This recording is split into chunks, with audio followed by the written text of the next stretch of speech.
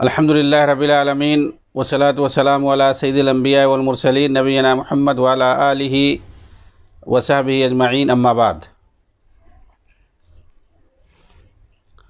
محترم ناظرین کرام اور دیگر سامعین، شیخ محمد امان جامی رحمہ اللہ کی کتاب قرۃ اعین السلفیہ بالاجوبہ الجامیہ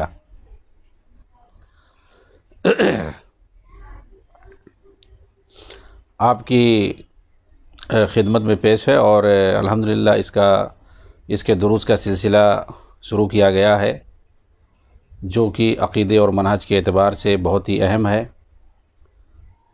اس سے پہلے 3 دروس ہو چکے ہیں۔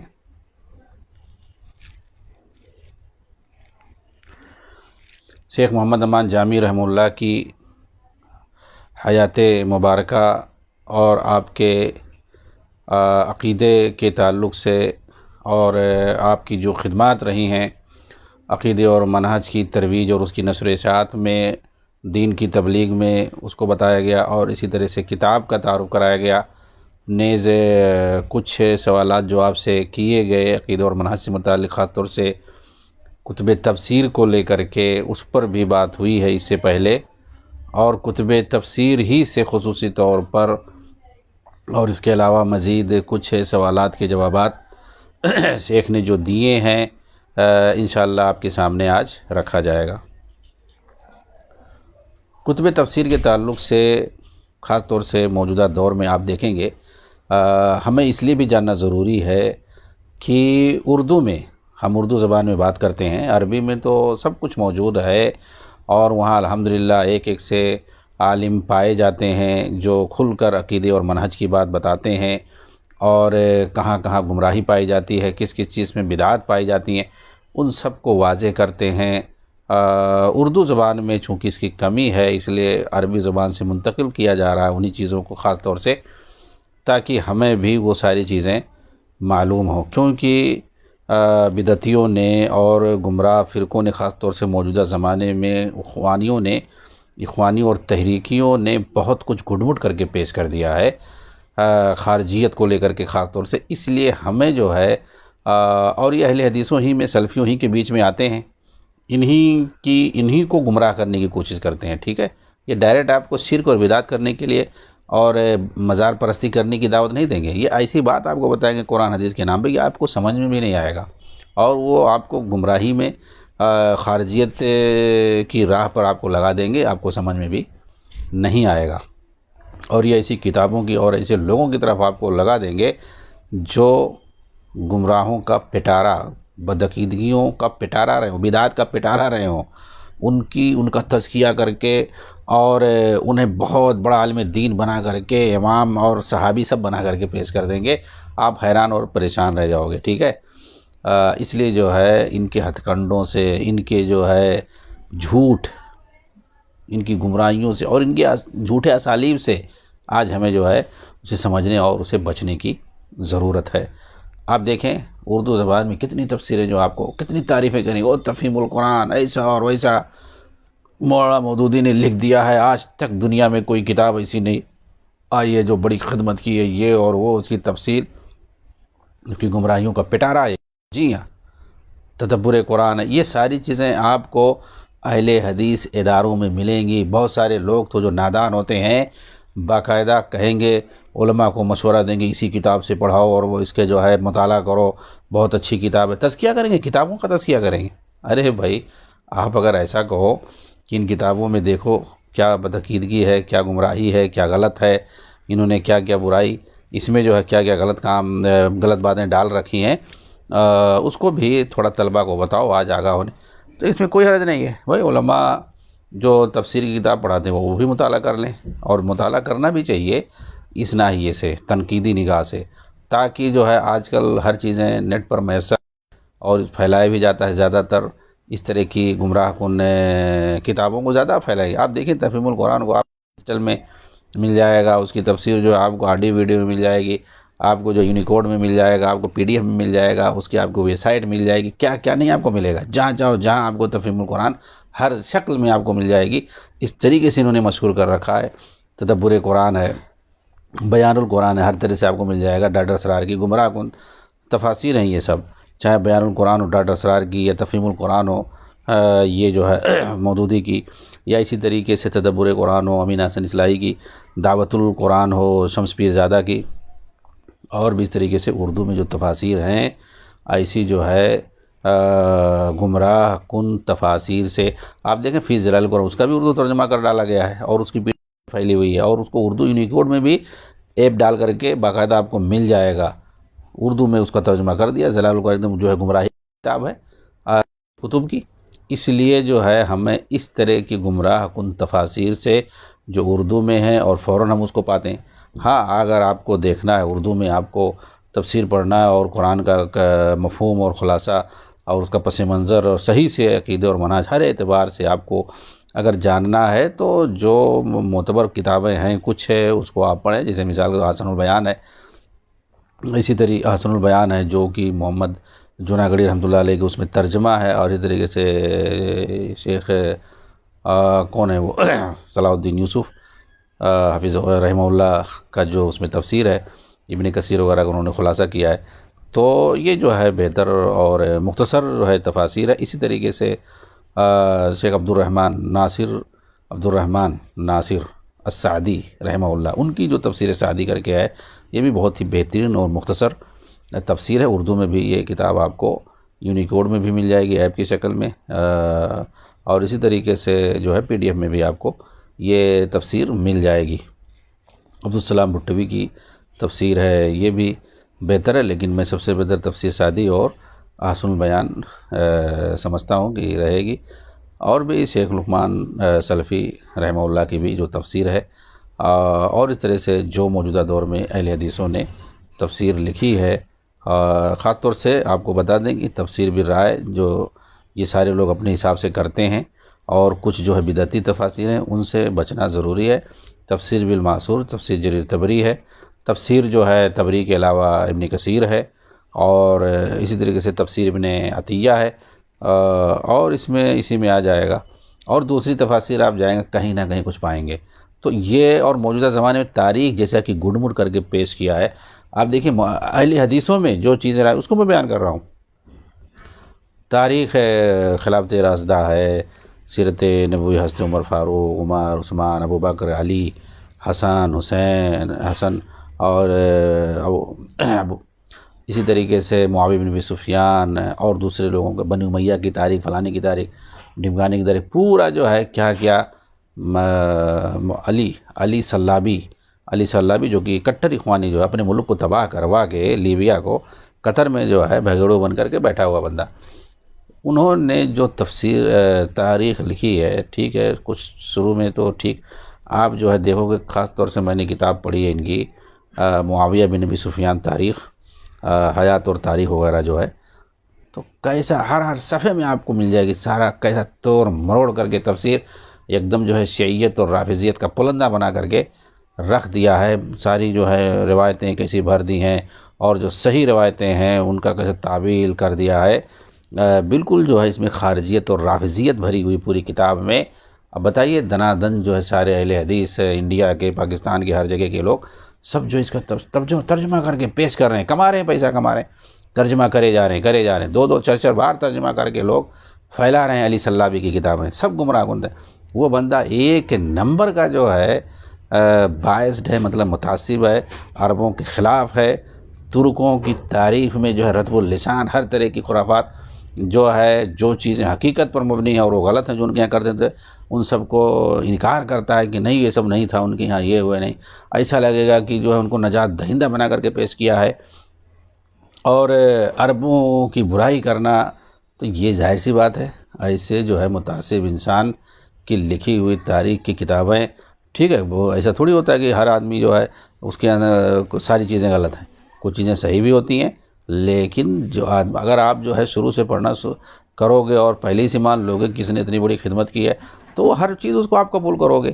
جب آپ بنی امیہ کی تاریخ پہ آؤ گے تب وہ آپ کو لتاڑے گا، تو سمجھ میں آ جائے گا، سمجھ میں آئے گا کہ کچھ تھا ہی نہیں اس کے بعد۔ تو اس لیے جو ہے اور رافضیت اور شیعیت کا چہرہ پیش کرے گا اور اسی کو اسلام بتائے گا، یہی اخوانی تو یہی کرتے ہیں نا۔ اس لیے جو ہے ایسی کتابوں سے بچنے کی ضرورت ہے۔ تعجب ہے جو ہے کہ کیسے جو ہے لوگ سمجھ بوجھ کر کے یہ ساری حرکتیں پیسوں کے چکر میں کرتے ہیں۔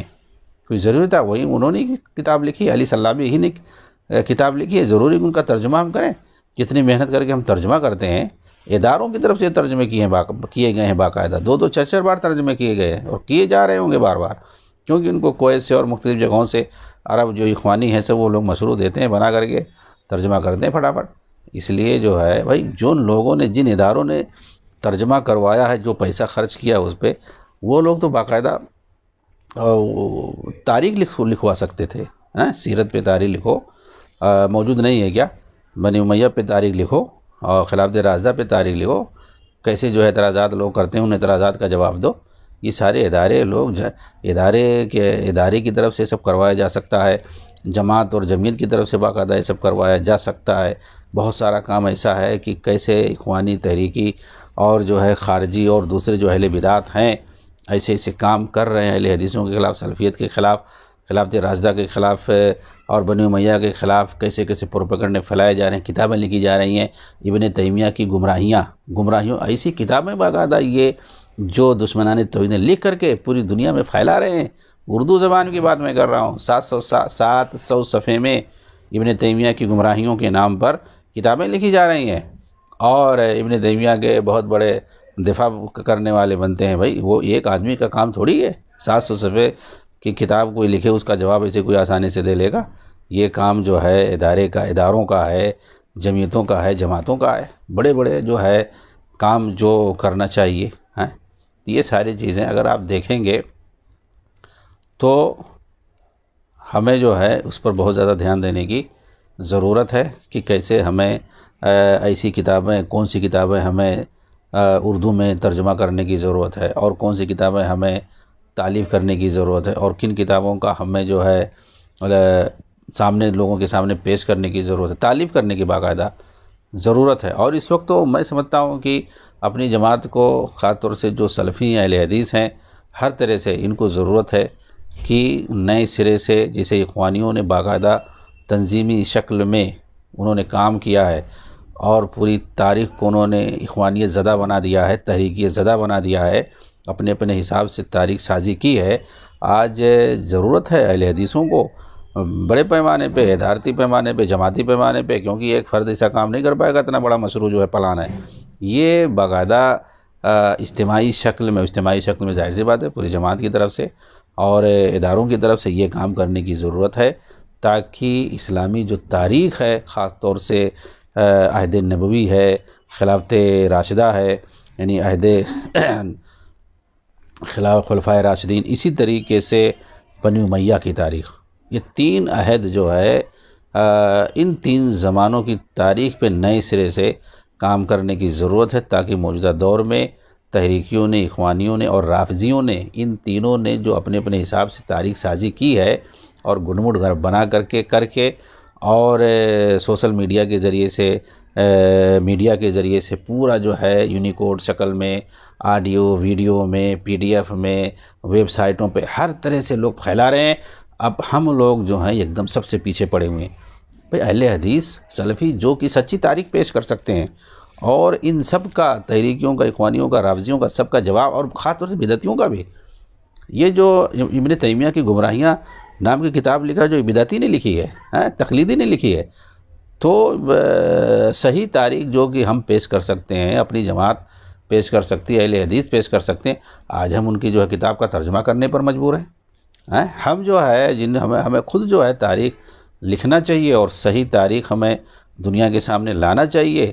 ظاہر سی بات ہے پہلے جو تاریخ لکھی جاتی تھی وہ سند کے ساتھ لکھی جاتی تھی، اس میں جو ہے کیسی بھی روایت ہو، صحیح روایت، غلط روایت، سب کچھ وہ لوگ جمع کر دیتے تھے، ہر طرح کی روایتیں وہ لوگ جمع کرتے تھے۔ آج انہیں جو غلط ہے اس کو غلط، اور جو صحیح ہے اس کو صحیح، اس کو چھانٹ کر کے نئے سرے سے خلاصہ کے طور پر، اور جو ہے اس پر مزید جو ہے تبصرے کے ساتھ اور فوائد کے ساتھ آج ہمیں جو ہے تاریخ کو پیش کرنے کی ضرورت ہے، اور ان سب کے جواب دینے کی ضرورت ہے جنہوں نے تاریخ سازی کی اور اس کو غلط طریقے سے لوگوں کے سامنے پیش کیا ہے، اسلام کی جنہوں نے غلط ترجمانی کی ہے تاریخ کے اعتبار سے، تو اسے ہمیں جو ہے پیش کرنے کی آج ضرورت ہے، اور یہ بڑے پیمانے پر اسے ہمیں جو ہے سامنے لانے کی ضرورت ہے، اور یہ انفرادی طور پر کسی کا کرنا جو ہے مشکل کام ہے۔ جماعتی پیمانے پر، ادارہ جاتی پیمانے پر آج ہمیں اس کو جو ہے سامنے لانے کی ضرورت ہے۔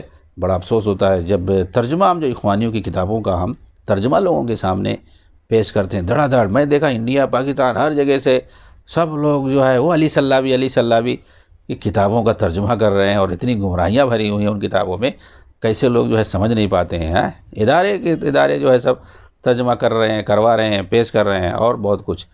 تو اس پر جو ہے ہمیں سنجیدگی سے سمجھنے اور سوچنے کی ضرورت ہے کہ ہم جو ہے اس کو خود تاریخ بھائی لکھ سکتے ہیں، تاریخ لکھ سکتے ہیں۔ اخوانیوں نے تاریخ لکھ دیا ہے، اس کا ہم ترجمہ کر رہے ہیں۔ کتنی جو ہے یہ بیوقوفی والی بات ہے، یا کس لیے اور کس مقصد سے یہ سب کیا جا رہا ہے، واللہ عالم۔ تو یہ کتاب جو ہے آپ کے سامنے جو رکھی گئی، شیخ محمد امان جامی رحمہ اللہ کی کتاب جو ہے قرۃ عیون السلفیہ، بہت ہی اہم کتاب ہے۔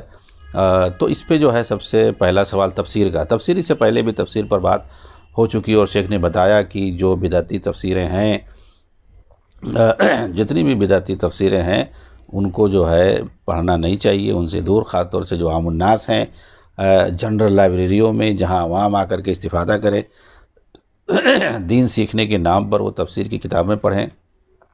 طلبہ جو دین سیکھنے کے نام پر کتابیں پڑھتے ہیں، تو ایسے لوگوں کے سامنے جو دین سیکھنے کی غرض سے پڑھنا چاہتے ہوں، انہیں جو ہے دین کے اصول اور مبادی اور بنیادی چیزیں، عقیدہ اور منہج کے بارے میں زیادہ جانکاری نہ ہو، وہ سیکھنا چاہتے ہیں، تو ایسے لوگوں سے ایسی تفسیریں دور، مساجد سے دور رکھنا چاہیے، جنرل لائبریریوں سے جو ہے ایسی تفاسیر کو دور رکھنا چاہیے۔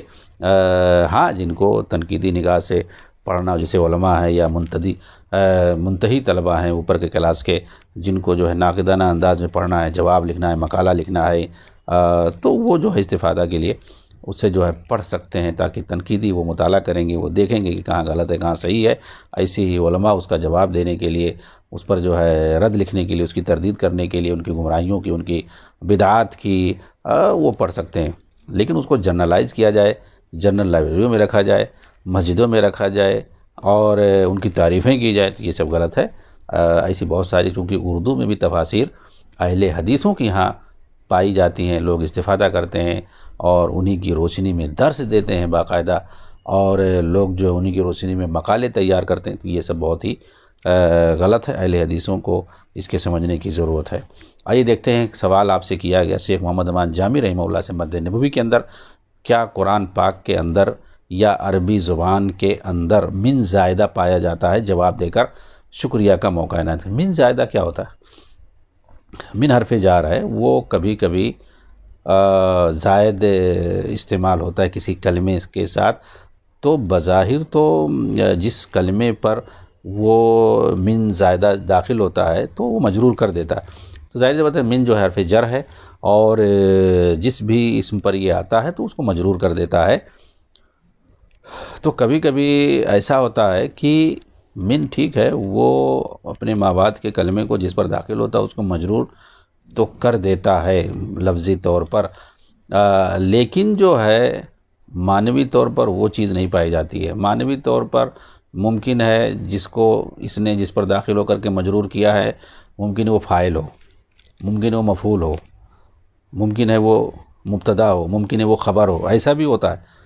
تو وہ یعنی تو ظاہر سی بات ہے اگر وہ فاعل ہے حقیقت میں، تو اس کو یہ کہا جائے گا کہ یہ لفظی طور پر من کی وجہ سے مجرور تو دکھائی دے رہا ہے، لیکن یہ حقیقت میں فاعل مرفوع ہے، محلاً مرفوع ہے یہ، اس لیے کہ یہ فاعل ہے۔ تو ایسی بہت ساری چیزیں پائی جاتی ہیں، قرآن میں بھی ایسا ہے، یعنی زائد استعمال ہوا ہے زائد طور پر، لیکن اس کا ایک معنی ہوتا ہے، اور قرآن میں ہم یہ کہہ بھی نہیں سکتے ہیں کہ کوئی چیز زائد ہے، تو یہ من زائدہ کیوں آتا ہے بھائی؟ تو اس کے بارے میں کہتے ہیں ٹھیک ہے، من تو یہ زائدہ ہے، لیکن اس کا ایک معنی ہے اپنا، معنوی اعتبار سے وہ زائد نہیں ہے، معنوی اعتبار سے وہ ایک معنی لے کر کے آئے، اس اعتبار سے اس کی اہمیت بڑھ جاتی ہے۔ ٹھیک ہے، اس کی اہمیت کیسے بڑھ جاتی ہے؟ من یہ عام طور سے نکرہ پر داخل ہوتا ہے، معرفہ پر داخل ہوگا نہیں، نکرہ پہ آئے گا۔ جو من زائدہ ہوتا ہے وہ نکرہ پہ آتا ہے، اور نکرہ کا مطلب کیا ہوتا ہے؟ نکرہ جس کے اندر نکارت پائی جائے، جو مجہول چیز ہو، لوگ جس کو جانتے نہ ہوں. اور جب من آتا ہے اس پہ تو یہ مزید نکارت پیدا کرنے کے لیے آتا ہے، یہ اس کا فائدہ ہوتا ہے. یعنی اس کی نکارت کو یہ مزید جو ہے بڑھا دیتا ہے. اس کی مثال آپ دیکھیے قرآن میں ہے، ما جاءنا من بشیر. یہ کافروں سے جو جہنمی ہوں گے، جہنمیوں سے جب پوچھا جائے گا کہ بھائی کیا تمہارے پاس کوئی ڈرانے والا نہیں آیا تھا، یعنی کوئی تمہارے پاس نبی نہیں آیا تھا، کوئی راستہ صحیح راستہ بتانے کے لیے تمہارے پاس نہیں آیا تھا جو صحیح راستہ بتاتا صراط مستقیم کا، اور تم لوگ ایمان لے آتے اور صحیح راستے پہ چلے آتے، تو آج جو تمہیں یہ دیکھنا نہ پڑتا اس طریقے سے. تو وہ سوچیں گے ارے رے چلو ٹھیک ہے، ہو سکتا ہے ہمیں نجات مل جائے. اور تو وہاں پر وہ جھوٹ بولیں گے اور کہیں گے کوئی نہیں آیا تھا، ہمیں کوئی بتانے کے لیے نہیں آیا تھا، ہاں، تاکہ جان چھٹ جائے اور عذاب سے بچ جائیں. تو اس کے لوگ کیا کہیں گے؟ ما جاءنا من بشیر. وہ یہ بھی تو کہہ سکتے تھے ما جاءنا بشیرن، ما جاءنا بشیرن. اور یہی ہے اصل کہ ہمارے پاس کوئی جو ہے جنت کے بارے میں بتانے والا نہیں آیا تھا. لیکن انہوں نے بشیرن نہیں کہا بلکہ من بشیرن کہا. حالانکہ جا کے بعد جو بشیر ہے وہ تو فاعل ہی ہے، اور اردو میں ہم جو ترجمہ کر رہے ہیں مفہوم جو ہے وہی ہے، ہمارے پاس کوئی ڈرانے والا نہیں ہے.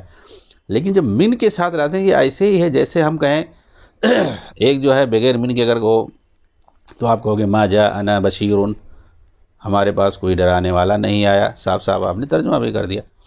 لیکن جب من بشیر کہیں گے ما جاءنا من بشیرن، ہمارے پاس کوئی ڈرانے والا نہیں آیا.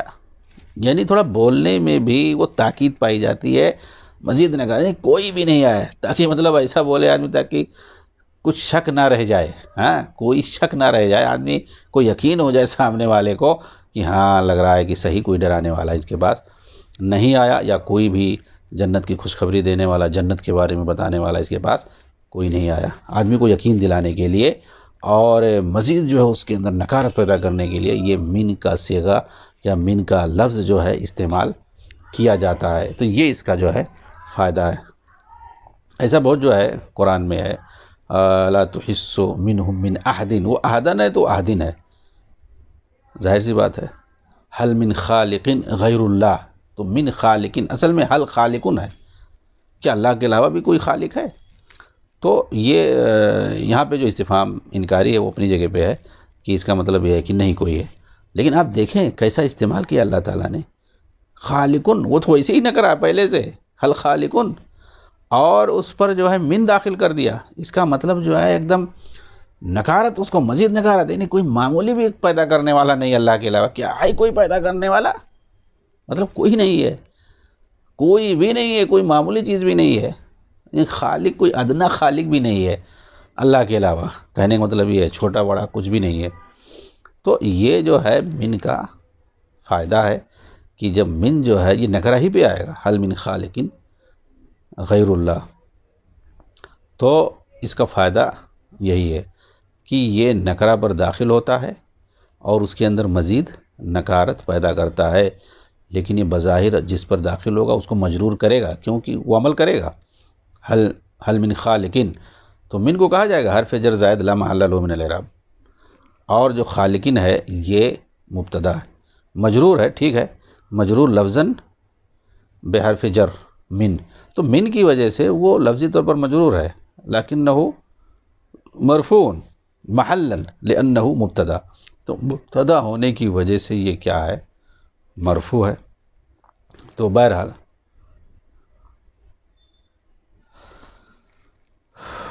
تو یہ من ہے. تو من کے بارے میں دیکھیے، میں نے ایک تمہید کے طور پر آپ کے سامنے بات رکھی تھی. دیکھیے شیخ کیا بول رہے ہیں من کے بارے میں کہ کیا قرآن پاک میں عربی زبان میں من زائدہ بھی پایا جاتا ہے.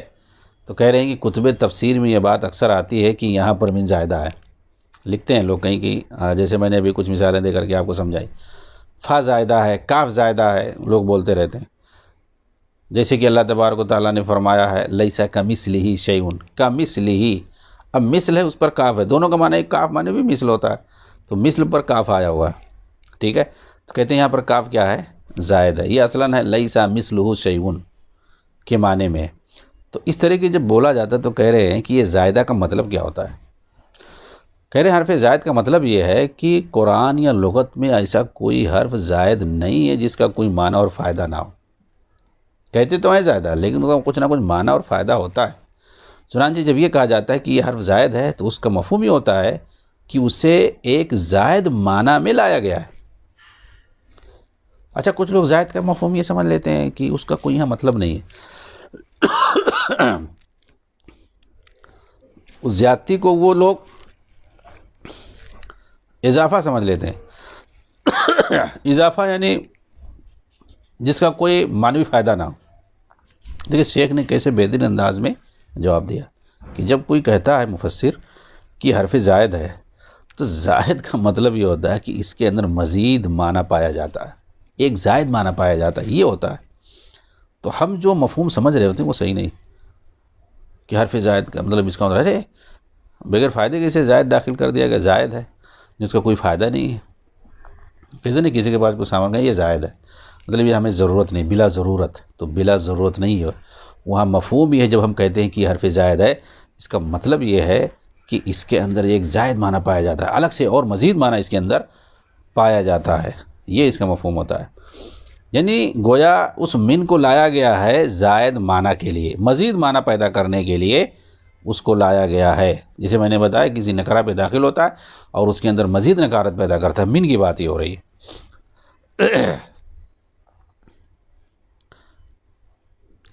ظاہر سی بات ہے ہر حرف کا کوئی نہ کوئی معنی ہوتا ہے، تو یہاں بھی اس کا اپنا معنی ہے اور یہ جس کلمے پر آیا ہے اس کے اندر مزید معنی پیدا کرنے کے لیے لایا گیا ہے. چنانچہ کہہ رہے ہیں کہ یہ جو آیت ابھی پڑھی گئی اوپر لیس کمثلہ شیء، کاف داخل ہے مثل پہ، حالانکہ مثل کا وہی معنی جو کاف کا معنی ہے. تو کیوں کمثلہ کہا گیا جب مثلہ سے کام چل رہا تھا؟ لیس مثلہ شیء، اس کے مثل کوئی نہیں ہے. اور یہ جو ہے لیس کمثلہ، اس کا بھی ترجمہ وہی کرتے ہیں، اس کی مثل کوئی نہیں ہے. تو کمثلہ کاف کو لانے کا فائدہ کیا ہے؟ تو وہی بتا رہے ہیں کہ چنانچہ اس آیت کے اندر کاف کو تشبیہ کے لیے نہیں لایا گیا ہے، کیونکہ مثل کے اندر تو تشبیہ کا معنی پایا جاتا ہے. حالانکہ کاف جو ہے اس کا معنی ہے تشبیہ کا، کاف کا ایک معنی تشبیہ ہے، لیکن اس کے لیے کہنے یہاں نہیں لایا گیا ہے. تشبیہ کے لیے جو عام طور سے لوگ سمجھتے ہیں زید کالاسدی، زید جو ہے شیر کی طرح سے، تو یہی معنی دماغ میں بیٹھا ہوا ہے کہ کاف جو ہے تشبیہ کے لیے آتا ہے. حالانکہ تشبیہ ایک معنی ہے کاف کا، اس میں انکار نہیں ہے، لیکن یہاں کہہ رہے ہیں تاکید نفی کے لیے لایا گیا ہے. یہ نفی جو کی گئی لیس کمثلہ شیء، لیس مثلہ، اس کے مثل کوئی چیز نہیں، تو یہ اس کے مثل کوئی چیز نہیں، اس کی تاکید کے لیے مزید لایا گیا ہے. تو تاکید نفی کے لیے اس کو لایا گیا، نفی کی مزید تاکید کے لیے لایا گیا ہے. لیس مثلہ شیء، یہاں پر تو